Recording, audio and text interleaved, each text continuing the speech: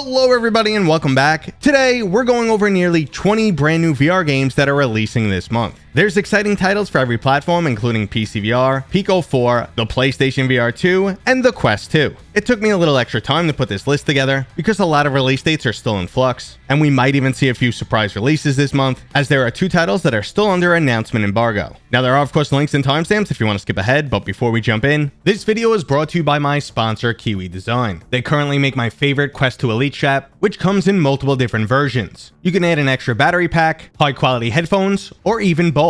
They also have other products like Valve Index style hand straps, and they just introduced a brand new RGB stand. Your controllers and headset magnetically connect. There's a charging indicator so you'll know when your headset's ready to go, and there's plenty of different RGB color options available. There's a link to Kiwi Design down in the description, and don't forget to use discount code Mateo311 for 5% off and to help support this channel. Okay, so we'll order this video chronologically, and first up is Presentiment of Death. If you were looking for a combination of Super Hot and In Death Unchained, this might be your go-to game. You'll need dexterity and quick reaction time as you face off against an almost zombie-like army of robots in this fast-paced story-driven adventure title. To spice things up, there's a bullet time-like feature that'll have you feeling like Neo in the Matrix, and even catching projectiles in midair. But if the horror theme isn't your style, why not jump into an 80s-inspired Tron-like shooter with Ark and Ade? You'll be shooting your way through a retro-futuristic, neon-colored world filled with challenging arcade-style combat, unique bosses, and 3 separate game modes. So if you're in the market for a fun shooter with a lot of replayability, go ahead and check out Ark and Ade. Now another game that I've been curiously watching its development is currently available for free on App Lab, and that's Duel. Duel is a one-on-one PvP title that feels a bit like Blast On combined with a MOBA title in a fantasy sci-fi setting. You'll choose from a list of celestials, each with their own unique abilities, and then take down your enemy with over 40 exciting weapons, spells, and creature summons. You'll have to strategically design your weapon layout for maximum combat efficiency, and you'll also need to physically dodge enemy attacks. Now I'm yet to try this out, but if you have, let me know what you think down in the comments. And that right there was just the currently available titles that I recently missed, but let's get into the titles releasing this week. First up is the story-driven experience Peaky Blinders: The King's Ransom. Taking place in the award-winning TV series, you're traveling back to 1920s London and working for the infamous crime boss Tommy Shelby. All in-game characters have been voiced by their real-life TV counterparts, so this is an absolute dream come true for any fans of the show, or anyone who enjoys a good story-driven experience. The developers went to great lengths to recreate this world and design a new narrative that seamlessly fits into the storyline. But if you're not interested in visiting the past, why not go to the future with Guardians Frontlines? This is Halo meets Starship Troopers with a huge array of gameplay mechanics. It's an action-packed first-person shooter, but there's also real-time strategy elements that include base building and controlling friendly units. There's 4-person co-op modes, 8-person PvP, a large array of unlockable weapons, plus a world builder and plenty of user-generated content. This title's like a jack of all trades, with plenty of replayability. And speaking of world building and replayability, VR's most popular Battle Royale title, Population 1, is going free to play. Now that's right, starting this week you could jump into the game absolutely free and experience both the intense Battle Royale fights or the exciting new world building sandbox mode. Now, if you previously purchased the game, Big Box Studio has a nice care package coming to you, so this might be the perfect time to jump back in if you've stopped playing, and I also recommend that at least everyone tries this game out, even if you're not interested in Battle Royale. And speaking of giving different games a shot, we have to check out the emotional storytelling of Before Your Eyes. Previously released for flat screen with overwhelmingly positive reviews on Steam, this title is coming to the PlayStation VR 2 and uniquely utilizes the eye tracking technology. In this game, you experience a lifetime of events from birth all the way till death, but blink and it'll fade away. Just how life moves past us in a blink of an eye, this game will have you wishing you could hold on to each and every moment. So go ahead and immerse yourself in this highly emotional world of memories. And our next game comes with a giveaway. Copter is an arcadey helicopter dogfight experience. Set in a vibrant cartoon-like world, this title doesn't aim for realism and just wants to bring the fun. There's multiple online gameplay modes including Deathmatch, Team Deathmatch, Domination, and even a co-op zombie outbreak mode. I'll drop a few keys on the video right now, and I'll also give away a few more on my Discord channel, which is linked down below.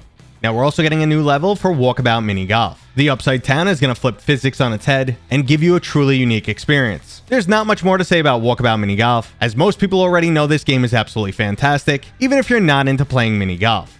Now next up we have the roller coaster ride from hell with Switchback VR. This promises to be the most horrifying roller coaster ride you've ever been on, filled with grotesque creatures that get even more aggressive anytime you blink. That's right, this game takes advantage of the PlayStation VR 2's eye tracking technology and utilizes it to increase the fear factor. So you'll have to force yourself to keep your eyes open anytime this game scares the crap out of you. It's also filled with plenty of shooter action and non-linear level designs for maximum replayability. But Switchback might be a little bit too intense for most people, so why not jump back into the classic arena fighter with Gorn? Gorn is filled with slapstick physics and an ultra-brutal cartoony world. Smashing enemies to a pile of goo or slapping them into a row of spikes just never gets old. So if you enjoy something like Blade and Sorcery, but just prefer pure mayhem, you can now experience Gorn on the PlayStation VR 2. But if you're looking for something new and exciting, we're getting Ghost of Tabor. This is a first-person shooter survival title that features both PvP and PvE modes. Inspired by titles like Escape from Tarkov and DayZ, this is a genre that we rarely see in VR. You'll be scavenging for loot, crafting new items, and basically just seeing how long you can survive. I've already jumped into this game a few times and can confirm it is pretty hardcore. But if that's too much action for you, the intergalactic bartending title Startenders is also coming to the PSVR 2. It features a fully voice-acted storyline, plenty of bizarre alien creatures to serve drinks to, exotic worlds to visit, strange ingredients to mix up, and specialized cocktail-making machinery to unlock.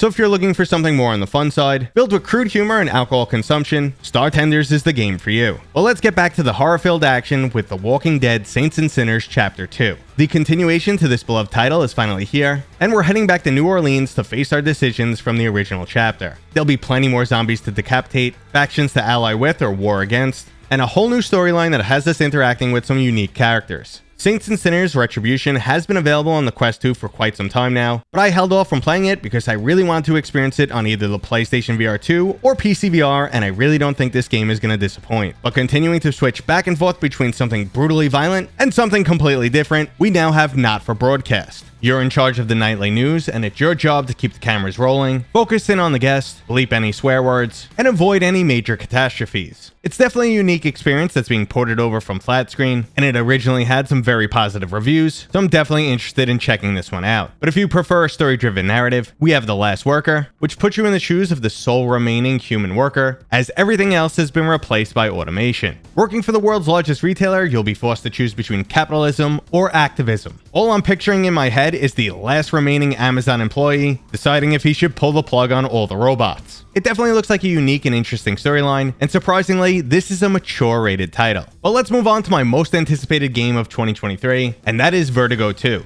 Vertigo 2 is listed as a Half-like, which is a different style of first-person shooter that focuses on immersion, environmental storytelling, and absolutely fantastic scripted scenes. You'll never be pulled out of the action and just sitting back watching cutscenes, but instead you'll always remain in that first-person viewpoint and watch these scenarios unfold around you. I've continually described this game as Half-Life meets Rick and Morty, and I think this will be a brand new VR must-play. If you've never experienced the original Vertigo, go get Vertigo Remastered right now, and then come back and thank me. And finally, we have Toy Monsters, which is giving me some serious Plants vs. Zombie vibes. This is a tabletop tower defense game, which will have you strategically placing units and other defenses, but you'll also have an array of hand-controlled power-ups. This includes things like dropping bombs on your enemies, smacking them with mallets, or even shooting laser beams from your palms. It truly looks like a modern-day version of Plants vs. Zombies, which if you're not familiar with that game is extremely addictive. And that right there is our list of confirmed releases. But before we get into some additional information, I want to know down in the comments right now, which is your most anticipated game of this month? Now moving into that additional information, first up there are two Quest 2 titles that may surprise drop this month. Their new trailers and release dates have not been made publicly available, so I'm not allowed to mention them just yet. And when that does change in the future, I will include it in a Monday news video. Additionally, we have some unfortunate delays. First up is the VR horror survival title Project Nightlight, which has you taking on the role of a security guard charged with protecting a facility, but it looks like there's been an intruder. It's an atmospheric, suspense-filled tale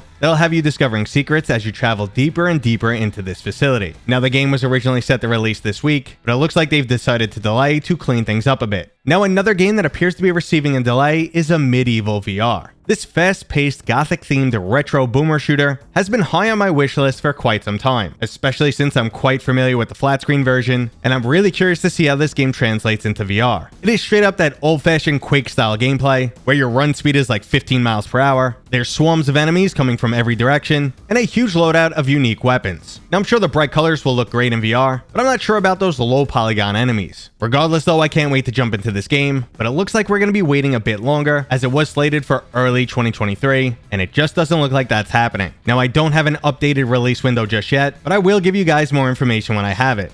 And that was today's video, brought to you by my dad, Mateo311. If you enjoyed it, please go ahead and give it a thumbs up. And if you're new here, Consider subscribing. consider subscribing. Consider subscribing.